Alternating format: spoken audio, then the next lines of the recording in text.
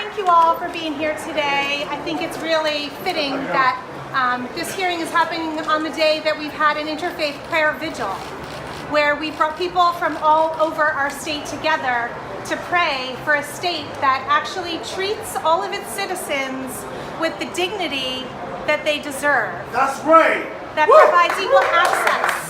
That's right. And equal opportunity for all of its citizens. And it's come to the point where things are out of balance. And it takes a lot for 19 individuals to give up their potentially next 2 years to fight for these things. We need to shake up the way things are being done here. The system is broken.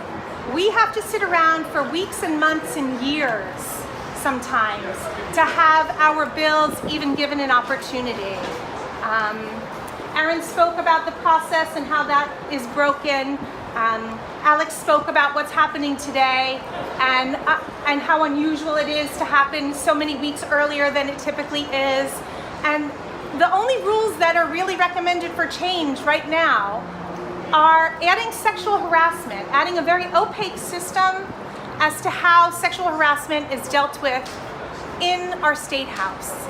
And it's striking to me that the recommendation is actually counter to what the task force that I chaired recommended. We talked about not having non-disclosure agreements be a part of an employment agreement or contract. And essentially that's what's being proposed today.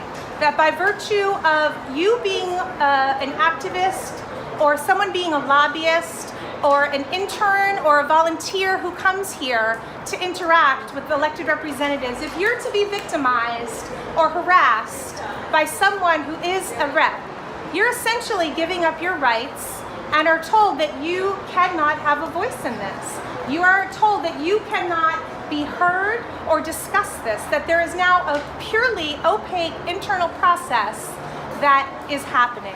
And to me, I find it the most egregious. This is clearly an issue that needs to be addressed. These are new times. These are things that need thoughtful consideration and not things that are just thrown up with a very opaque process that actually are worse than the problem that exists. So I beg of you all to come today, to stay, to make sure your voices are heard, and make it so that democracy can thrive again in the state of Rhode Island.